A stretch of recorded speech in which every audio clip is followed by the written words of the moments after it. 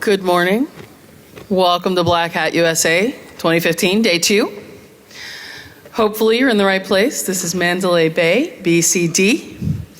The talk here is going to be repurposing OnionDuke with Joshua Pitts. I have a couple of announcements to give you just before we get started. First, we want to remind you that you can stop by the Business Hall, which is located in Shoreline A, for sponsored sessions in theaters A and B. Be sure to check out our Black Hat Arsenal in breakers D, E, J, K. And we have sponsored workshops in Mandalay J, K, and L. Thanks for putting your phone on vibrate so that it doesn't disrupt the session. We really appreciate your help with all of this. And without further ado, I present you, Josh Pitts.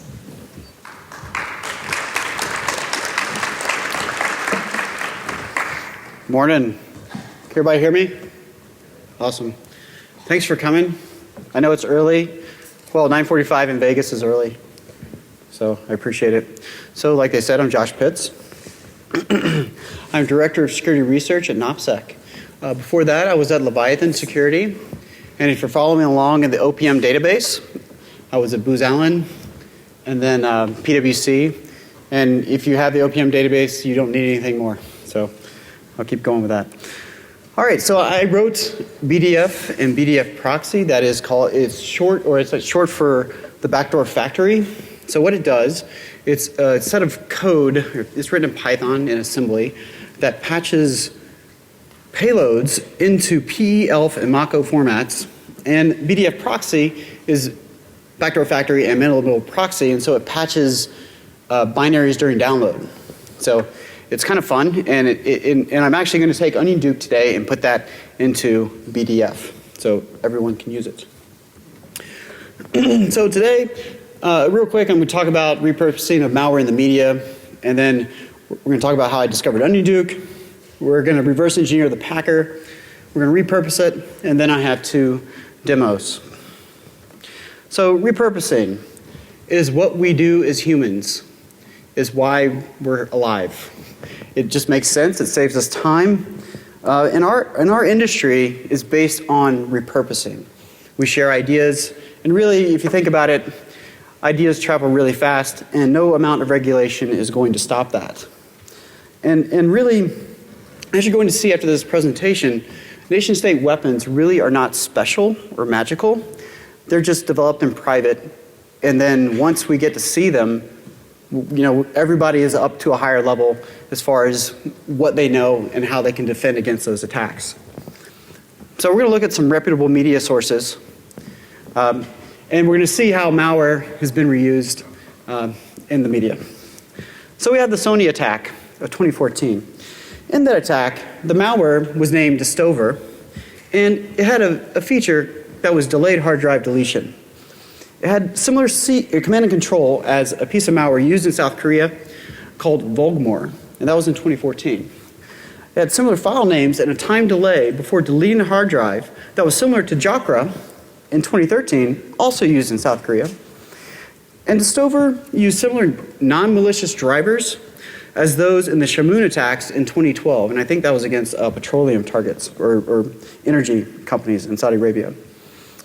And via leaked documents, NSA even developed their own called Wiper. I'm surprised it didn't have a different name like Slow Melon or something, but that was in 2012.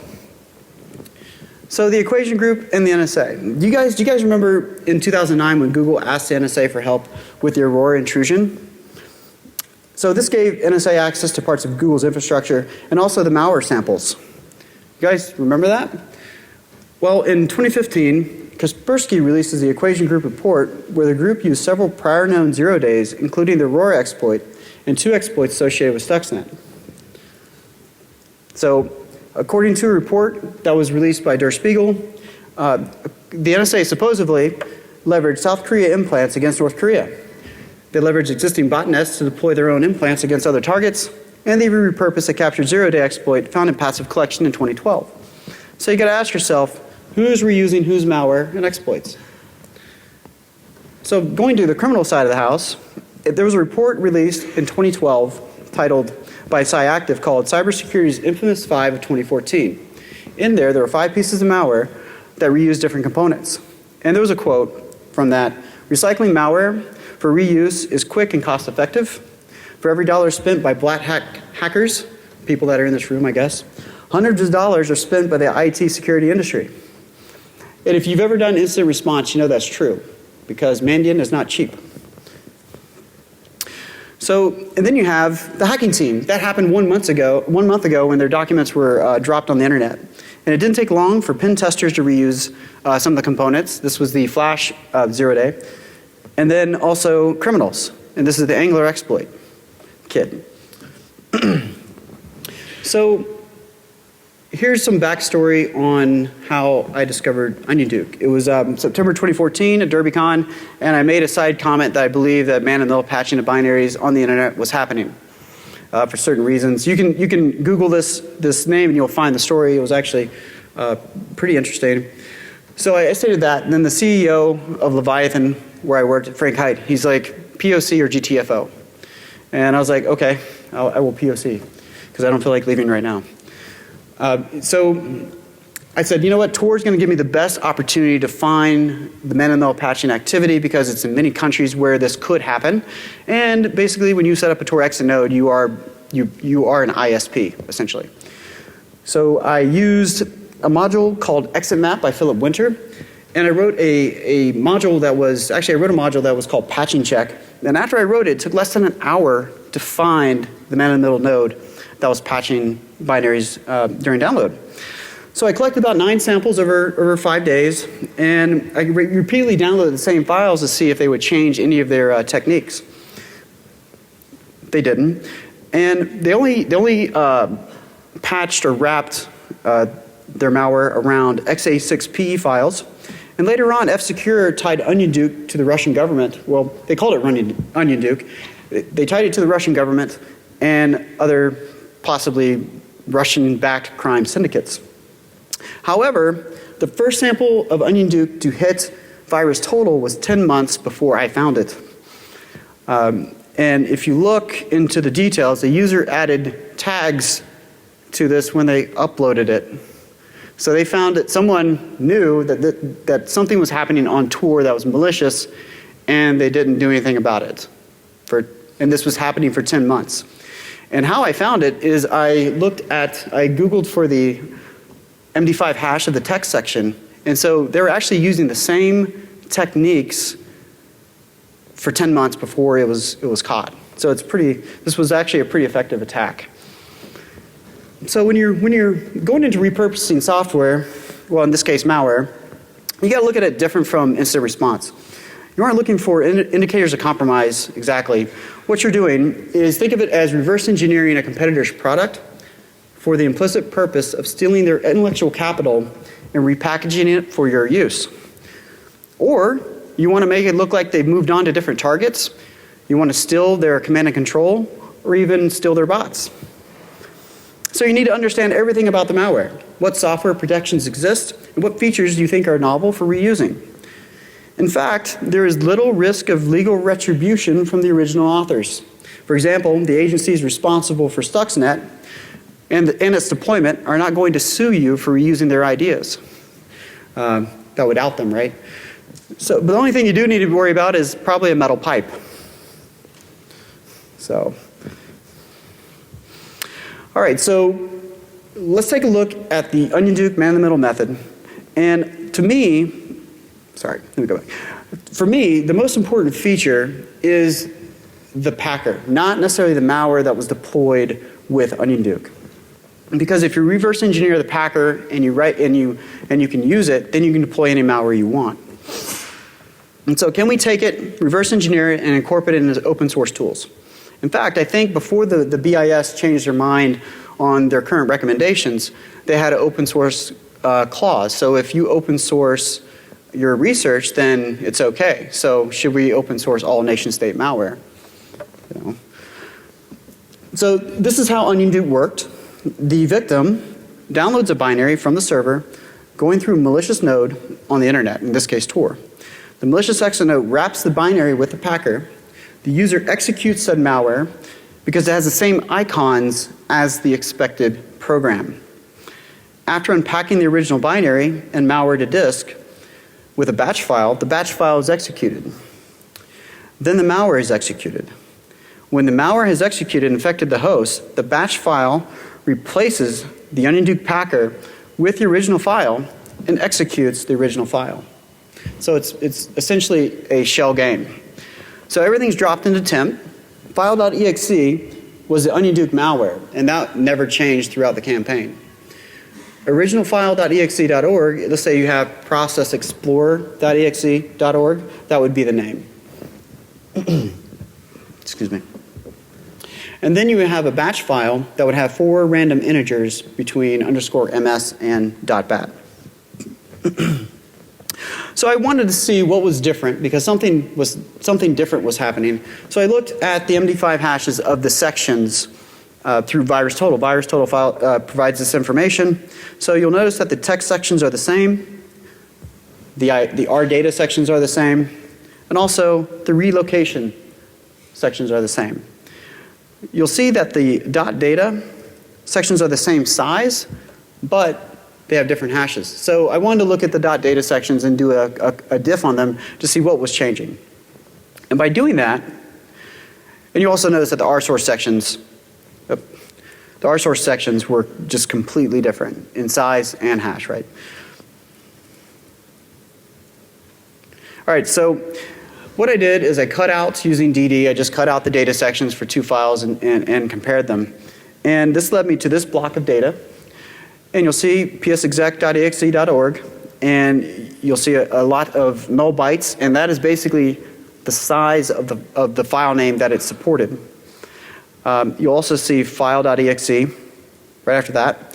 And then there were a couple 4-byte blocks that were a little Indian. And I looked at the malware when it was loaded in memory and noticed that what was loaded in memory was not the same size as the file what was loaded on disk.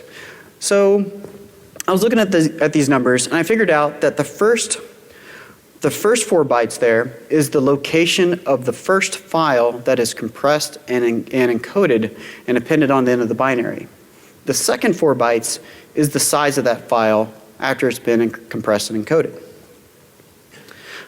And you'll see again another 2 4-byte blocks. This is the malware file location and size, same concept. Now, as far as the resource section, Felix Grobert et al. Wrote a paper called Software Distribution Malware Infection Vector, aka man-in-the-middle patching, in 2008. And in there, they described a method for patching man-in-the-middle binaries. However, there's one drawback. The icons would change because he did not develop a method to inherit the icons from the incoming file. OnionDuke solves this issue by appending the original binary RSource or resource section behind the Packer stub. It removes any padding and fixes up the relative virtual addresses based on the OnionDuke stub. Now, a side note, BDF proxy never had this issue because I just infect inside the file and I don't modify the size, generally. So, and also in the same paper, this was kind of funny. They said that Tor could be used as a countermeasure to protect against man-in-the-middle patching. It's more of a game of Russian roulette. So this is the Packer layout. You'll notice that you have a part that's loaded into memory. Okay, you have the .data modifications that go into the Packer stub. The RSource section, the resource section, that's loaded into memory. You have the compressed original binary that's appended on the end, and then the compressed malware. So it's really not too complicated. So the stub was compiled with Visual Studio. It uses the GS security buffer check. Of course, it was written in C++. It captures command line arguments. I thought it would pass it on to the batch file, but it does not. I could not get that functionality to work. It supports both ANSI and Unicode-based file names and paths. So that's actually pretty cool because they actually plan to actually support multiple languages. And if you're attacking Tor, you need to do that because you'll have one language is, ANSI, and then the other is going to be Unicode. So they wanted to make sure that they were able to propagate everywhere. So it does support x64 PE binaries, but however, they did not use, I could not get any of the binaries, 64-bit test binaries to be wrapped or patched because, think about it, this was early 2014. XP was still supported, and so they did not want to wrap a 64-bit binary that might have been accidentally run on an XP machine, which it wouldn't run anyway. So I'm kind of surprised they did not support x64-bit. At least it works. It works fine. So now the XOR, each file is XORed after compression. The static key is that, and it never changed. It was always that number. And here's just a quick glimpse of the stub, and highlighted is the XOR key. Now, the compression was kind of interesting. It took me some time to find because sometimes I'm not very smart. And I was actually considering looking at the assembly output because it was written in assembly. A lot of it was written in assembly, and porting it over to assembly/Python. But before I got too far into that, I did some better searching, and that led me to a blog post from Ron Bose, which was a former coworker at Leviathan and who works now at Google. And his post led me to the APlib compression library. And so it's a pretty cool compression library. It only supports x86, x64 only. And just a little side note, the hacking team had some code that was called inject proxy as part of their RCS, and they developed it back in 2007, 2008. However, they appended only one file on the end of a binary, and they used the exact same compression library. And so whenever I was searching through all their stuff, yes, I did, and I was really excited that they used the same compression. I almost thought that they wrote OnionDuke, but they didn't. I mean, I wanted to find that so bad, but they did not do that. So, so all the samples that were captured and analyzed only deployed a PE executable binary. But looking through the assembly, I noticed that they supported two ways to deploy a DLL via run32 DLL. It was via the print message export, and then by ordinal number. No number was pre-populated, and there was a reason for that. Now, however, F-Secure discovered an OnionDuke DLL, but did not recover the associated packer because it's deleted after execution. So it would have been kind of cool to find that. So here are the functions that are responsible for the choices in binary execution, with the run DLL instructions on the left and middle, and on the right is the flow for the binary execution. So going back to that same .data section, there are two 4-byte areas. You can't see it here, but looking at the code, I was able to find that this first 4-byte section, if you have a 0, 1 there, this denotes that the malware is a DLL that you are going to deploy. The next 4-byte section is the ordinal. If the ordinal is blank, it's going to use the print message export. So it's kind of cool. So it had some really interesting features, but they didn't vary it at all because, well, they didn't think they were going to get caught. So their man-in-the-middle patching framework, I believe it was written in C++ because I did not see any delay on Tor itself. I believe, you could tell that it was modular, but they never used any of that functionality from what we could tell. It was campaign. You can have a campaign-based session. And I think that it's going to be seen again, at least the man-in-the-middle patching framework, because they could recompile OnionDuke and change some of the settings and probably get it down to 0 detections again. So their OPSEC wasn't very good. When I first found it, I was using a Python user agent, right? So they just patched everything. And so I think now what they're going to do is focus on particular distros of Windows. They'll say, we only want Windows 7 or above. We're going to target this particular binary. It can't be over this size. I mean, they can make the rules very specific to get a very specific target. So if you can catch the next time they're using this, I will buy you a 6-pack of beer or even more. Now, on to reusing the Packer. Now, what do I want to keep when it comes down to this? Well, I want to keep all of it. I think that it was pretty novel, at least for patching binaries man in the middle. But there's a specific problem. The detection rate is really high. The stub of OnionDuke is about 70 kilobytes. So AVs have a lot of leeway to tag and flag the stub. So I'm going to have to get a little creative.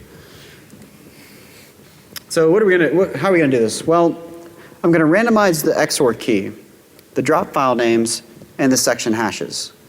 It is going to be a different binary, at least from a hash perspective, every single time it goes through BDF.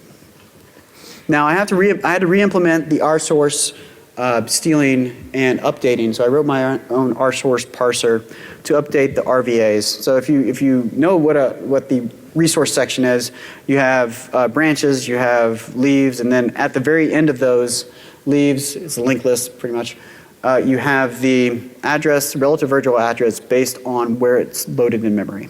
And so I wrote a parser to update that. Now, we have to compress and XOR the incoming file in user-provided malware. The author of APlib was kind enough to provide OSX, unreleased OSX libraries to support this, so I was able to support OSX and Linux. And then, finally, we're going to update the PE header, the data section, and the XOR keys within the stub itself. So this is what we're rebuilding, essentially, right? Okay. So this brings us to the demo.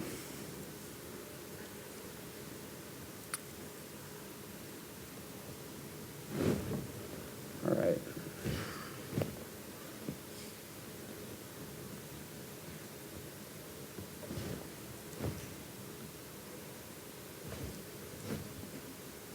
All right, so I'm using Backdoor Factory itself right now. I'm going to patch proc explorer, use the OnionDuke method, and I'm providing a binary that is x64-bit executable. Okay? So I'm compressing right now. You can see this compressed with APlib.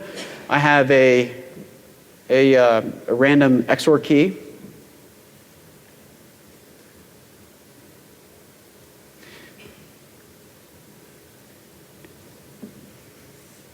And then it checks to see if it's a DLL.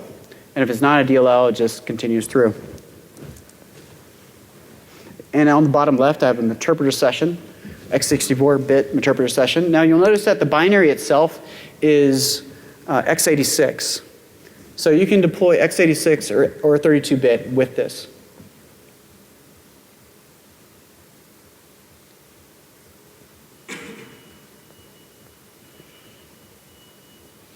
Right, there you go.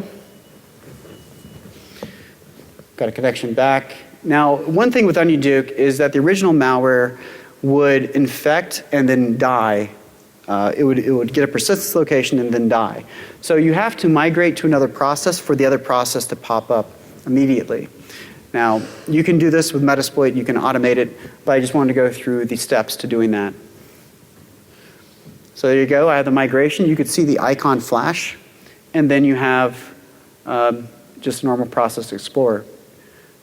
Now, one nice thing about this feature is that if the user thinks that something is wrong, they'll go back and check the binary, right? They can right-click, see if it was signed after it executes, and they're going to find the original binary.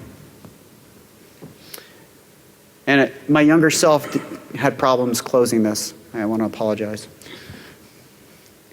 The guy doesn't write very good code either. So now I'm going to deploy a DLL, and I'm going to use the R flag. The R flag is a new feature for BDF.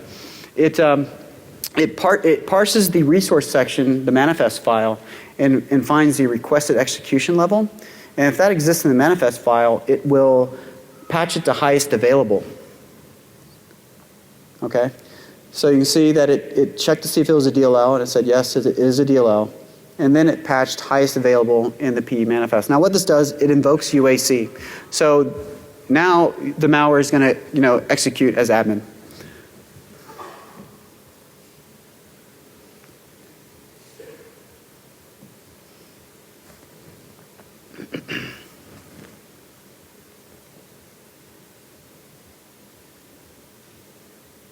You can see the icon denoting that it needs to be executed as admin. UAC prompt, and then a connect back from interpreter. We get system successfully, and then we're going to migrate to a system process.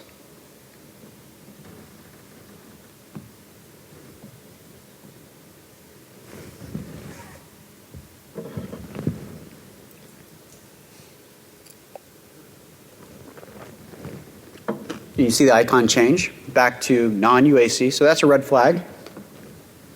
But if the user right-clicks and checks, you'll see that it's signed. So it's kind of cool.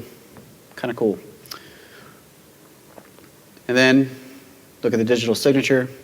It is signed by Microsoft.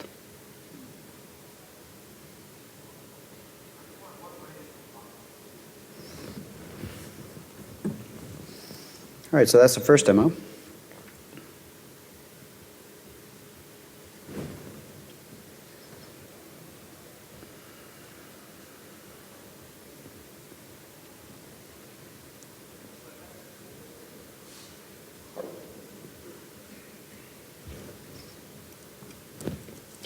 All right, so this is BDF proxies config file.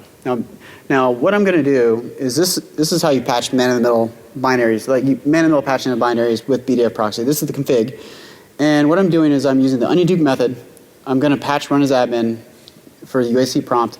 And then I'm using an x64-bit binary with 32-bit binaries as they come across. And then I'm going to do the same thing with the x64-bit, and I'm going to use the x64-bit interpreter reverse TCP shell. Now, let me zoom out of that.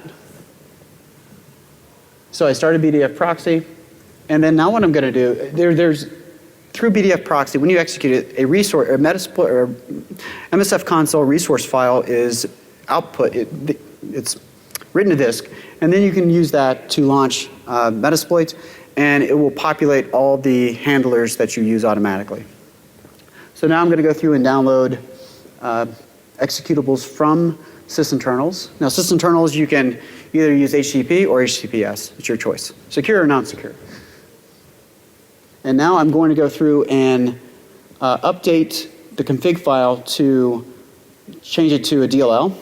And the next request that comes through, the DLLs will be served because the config updates on the fly.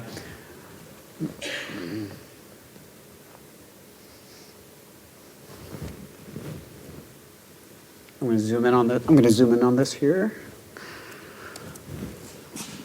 So you'll see that the malware is a DLL, or not a DLL, and as I click on a piece of malware or an executable from a website, and now it is a DLL. So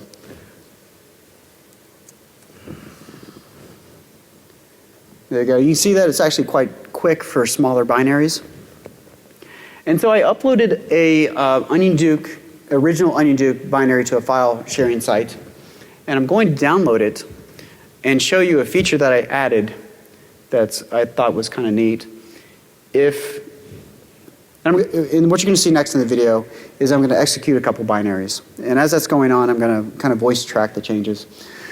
So what I added was a feature if it sees OnionDuke come across. So I have a signature that's pretty, I think it's pretty solid for finding OnionDuke. If I see OnionDuke come across, I will rip off the original malware and then put the user-supplied malware on the end, thereby hijacking the original intent. So you could either put just a pop-up box saying you should not be downloading over HTTP, or you can put your own malware, right? And so it takes a while for that site to deliver the file because they're serving ads and collecting information on me.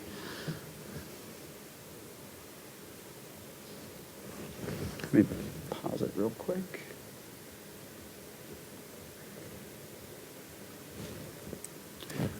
So you see here where it says attempting to patch an OnionDuke wrap binary. It went through and it removed the original malware from the binary and then reappended compressed using the same XOR key that was supplied. So if it's a different XOR key, it'll still work with it, even if it's BDF patching it. So if you have someone patching the output coming out of BDF, you can keep this going, and they'll just replace the other malware as it keeps going. So it's kind of a fun. Oh, that's not what I wanted.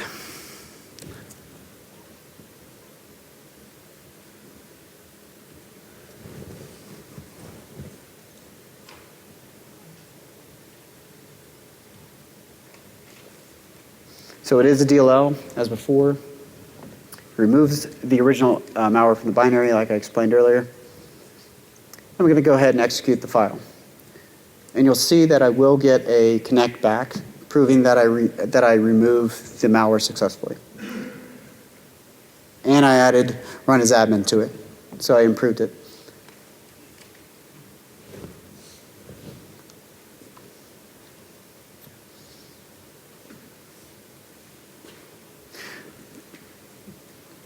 So it does take a little while for it to pop up because the VM is being overworked right now, but you get the picture.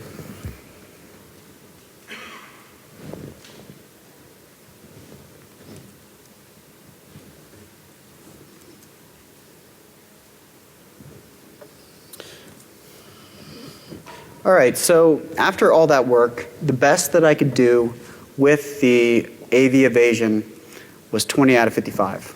Now, I did not do any large XORing of the text section. I did not use any encryption. I just changed where file names were dropped. For example, McAfee, Sophos, Microsoft, Trim Micro, and Symantec, they all keyed off the file.exe, just that file name. So if you're targeting specific AV, such as AVG, you can write specific signatures for those antiviruses as you see fit. So I flip these slides. So just real three points. So nation state malware is effective, but it's not magical. It's because it's developed in private. Reusing of ideas, techniques, and software are going to continue, and the Wassenaar Agreement is not really going to do much to slow that down. So any questions?